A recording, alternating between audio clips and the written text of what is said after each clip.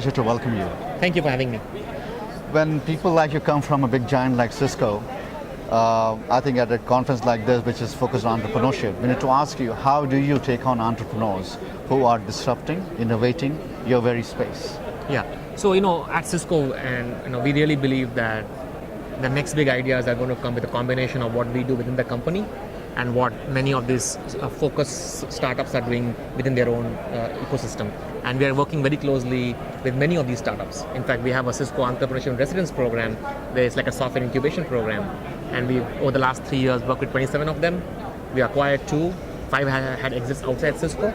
So we really want to work more closely with these guys to build better products and solutions for our customers and partners.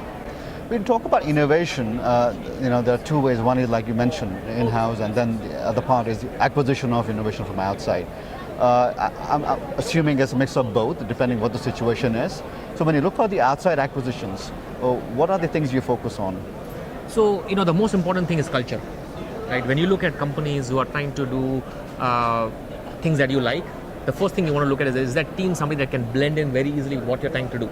Of course, what they do, the technology they build has to be awesome, right? What customers they're penetrating in, who are the founders, what kind of background they have. But it all comes down to the people and team and what they have really built to differentiate. A lot of times you may have those, but you may find that a solution doesn't exist that can make sense. And sometimes you have those and the solution is exactly what you want.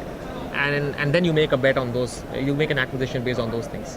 What happens in situations where most of the time we take a bet and the bets don't work out, and then the competition is kind of a little ahead of you? Yeah. How do you then quickly realign your resources? Yeah, I think, competition is always good. I personally believe that competition keeps you on your toes and keeps you healthy. So, you'll have a lot of times where you have, what I like to really look at it from my group is that I like to define what is my North Star. I like to define where do we eventually want to go. And then you may have a straight path there, or you may have a curvy path there. As long as you're going to the right destination and it's not like too long away, I think eventually you'll be okay if you're able to focus on building the right things that eventually will affect what customers really want. It all starts from the customer. Finally, in terms of team building, that is a very crucial part of any organization. Yes. Your thoughts on how Cisco does this better? So my personal view is that you're only as good as your team, right? If you don't have a team that really takes you to the next level, then you're going to be left behind. I like to hire people who actually are, I always say that, hire people better than you. I have no problem in working for the people that I have hired as well, even though they work for me today. Because at the end of the day, it's all working together and a partnership. So you really want to hire good people, because finally, that's when you're going to see good results. Leadership is also about discipline and setting goals. Personally for you, how does it work? Yeah, I don't set a lot of personal goals per se in terms of what I want to do. What I really enjoy the most is I enjoy building really cool products that I believe are solving real problems, that are making customers happy, that are really having an impact.